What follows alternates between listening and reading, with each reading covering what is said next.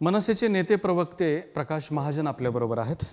काका, 2 दिवसापूर्वी चंद्रकांत खैरे तुमच्याबद्दल बोलताना थोडंसं धमकीवजा इशाऱ्यामध्ये बोललेले आहेत. तो सगळा संदर्भ तुम्हाला माहिती आहे. काय प्रतिक्रिया आहे तुमची त्याबद्दल?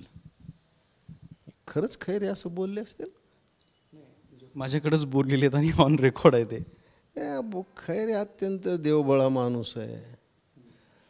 कोणाला धमकी बिंकी देणाऱ्यापैकी नाही आहेत, पण ते असं का बोललेत आता तुम्ही म्हणतात म्हणून. पण मला असं वाटतं की सतत 2 वेळा लोकसभेत झालेला पराभव, पक्षात कमी होत चाललेली पत, पक्षात आंतरकलहात त्यांना सतत मात खावा लागली आहे.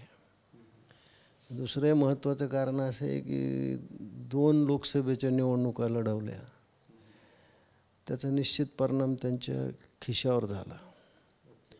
आणि खिसा जरी कमरेला असला तर त्याच्यावर होणारा परिणाम हा कमरेपेक्षा डोक्यावर फार होता. आता मी त्यांना भ्रमिष्ट म्हणणार नाही, पण आपल्या ग्रामीण भाषेत गिन्यान गेलं असं म्हणतात. त्याच्यामुळे ते तसं बोलले असतील. पण माझे चांगले मित्र आहेत. मी समोर जर त्यांच्या कधी आलो तर माझ्यावर हात उचलण्याच्या ऐवजी ते मला मिठीच मारतील याचा मला विश्वास आहे. तरी ते म्हणाले की प्रकाश महाजनला आमच्याच शहरात राहायचे. बरोबर आहे ना, मी त्यांच्याच शहरात आहे. तेच माझे पालक आहेत शहरातले. पण त्याला हे माहीत नाही की आता पाल्य मोठा झालेला असं हात उचलून नाही जमत. त्यांनी पालकाच्या भूमिकेत राहावं, मी पाल्याच्या भूमिकेत राहावं. हेच दोघांच्या दृष्टीने चांगले. पण खैरे हे असं बोलण्याचं कारण होतं की तुम्ही उद्धव ठाकरेंवरती खूप घणाघाती टीका केली होती. तुम्ही त्यांना जिनांची उपाधी दिली होती. त्याच्या आधीसुद्धा तुम्ही त्यांना अनेक मुस्लिम नावांची उपाधी दिली होती. त्यामुळे खैरेंचं हे चिडणं साहजिक आहे. नाही, खैरे माझ्यावर चिडले नसतील. ते त्यांच्या नेत्यावरच चिडले असतील. कारण नेते मुसलमानाचं लांगून चालन करतात हे खैरेला कधी आवडलेलंच नव्हतं ना. अशा ठीक आहे, निवडणुकीच्या राजकारणात एखाद्या वेळेस ते काही नमाजविषयी बोलले असतील किंवा त्या मस्जिदीविषयी काही बोलले असतील, पण कट्टर शिवसैनिक आहे, बाळासाहेबाचा शिवसैनिक आहे. तो काही उबाटाचा नाही, तो मूळ बाळासाहेबाचा शिवसैनिक आहे. कट्टर हिंदुत्ववादी आहे. त्याच्यामुळं आणि मी काय बोललो, जे सध्या राजकारणात परिस्थिती त्याच्यावर बोललो. आता तुमचे नेते माझ्या नेत्याविषयी काही बोलतात म्हणजे एक वेळ मी समजू शकतो की उद्धवजीनं राज ठाकरेवर टीका करणं. पण त्या कोण अंधारेबाई कोण काय हे त्या माजी महापौर मुंबईच्या काही टीका करता, मग आम्ही सहन करतो ना. शेवटी राजकारणात तुम्ही उतरल्यावर तुम्हाला टीका सहन करावी लागेल. जशी तुम्ही दुसऱ्यावर टीका करता, लोक तुमच्यावर टीका करतील. आणि मी तर मोहम्मद अली जिना बॅरिस्टर होते, त्यांची प्रॅक्टिस चांगली होती. मी त्यांना अशी कुठली उपमा दिली की त्यांना त्याचा राग यावा. बुद्धिमान माणूस होता. आता बुद्धीचा आणि त्यांचा काही संबंध नसेल तर मी त्याला काय करू शकत नाही. पण हे तर त्यांना राजकारण सहन करावंच लागेल ना. दुसरं एक महत्त्वाची घडामोड घडली अलीकडल्या काळात. राष्ट्रीय स्वयंसेवक संघाच्या काम करायला किंवा त्याच्या कार्यक्रमात सहभाग घ्यायला केंद्रीय कर्मचाऱ्यांना बंदी होती. ती बंदी आता उठवली आहे. त्यामुळे हे सगळे कर्मचारी राष्ट्रीय स्वयंसेवक संघाच्या सगळ्या कार्यक्रमात सहभागी होऊ शकणार आहेत, पदाधिकारी होऊ शकणार आहेत आणि कामसुद्धा करू शकणार आहेत. तर म्हणजे गेली 100 वर्ष या देशात राष्ट्रीय स्वयंसेवक संघ काम करतो. इतकी जुनी, एवढी व्यापक, समाजाच्या सर्व थरापर्यंत गेलेली संघटना आणि ती अराजकीय आहे, म्हणजे कुठल्या राजकारणात नसते. मग एक सामाजिक संस्था आहे जी देशावर येणाऱ्या प्रत्येक संकटात धावून जाते. अशा संघटनेत काम करायला परवानगी दिली ही चांगली गोष्ट आहे. बंदी का घातली होती त्या काळात ती कारणे वेगळी असतील. पण मला आठवतं आहे की आमचे मित्र कुलदीप धुमाळ ते त्यावेळेस पाटबंधारे खात्यात होते आणि अटलजीच्या सभेत त्यांनी वंदे मातरम म्हणल्यामुळं त्यांच्यावर निलंबनाची कारवाई झाली होती. आता तशी काही कारवाई होणार नाही. हा एक चांगली गोष्ट झाली.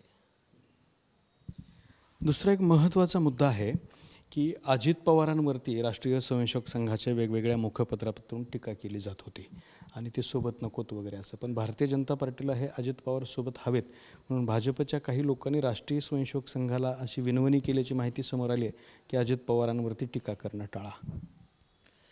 हे पहा, मी एका पक्षाचा प्रवक्ता आहे, त्यामुळे दुसऱ्या पक्षाच्या अंतर्गत बाबीत आम्ही लक्ष देण्याचं काही कारण नाही.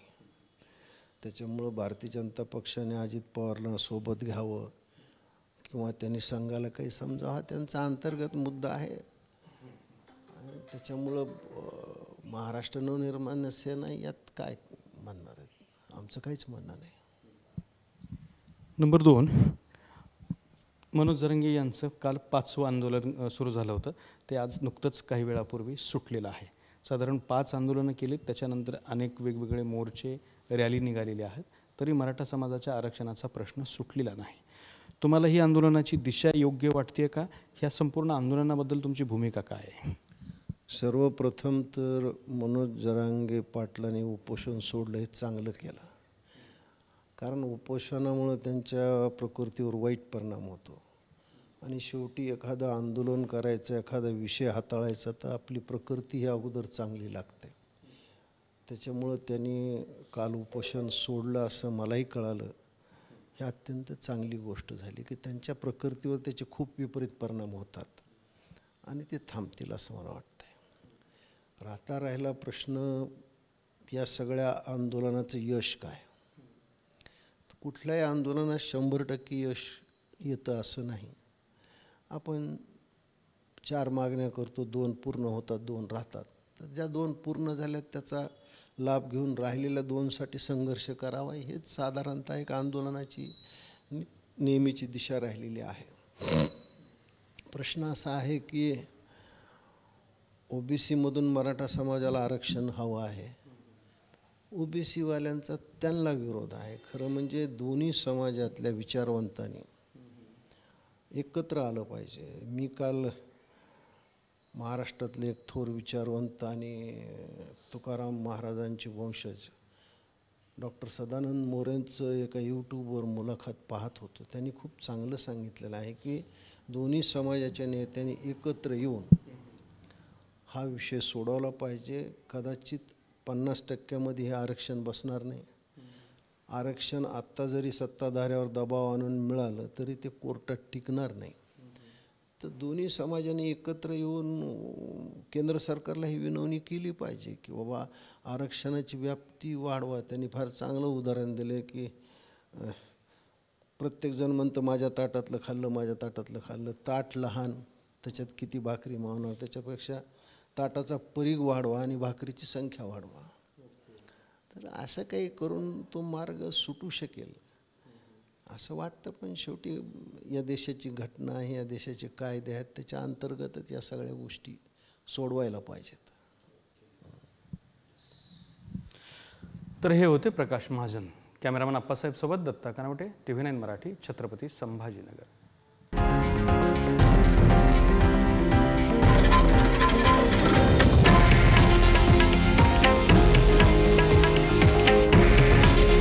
हे आहे देशातील नंबर 1 न्यूज नेटवर्क आणि आपण पाहत आहात TV9 मराठी. काळजी तुमची, हित महाराष्ट्राचं.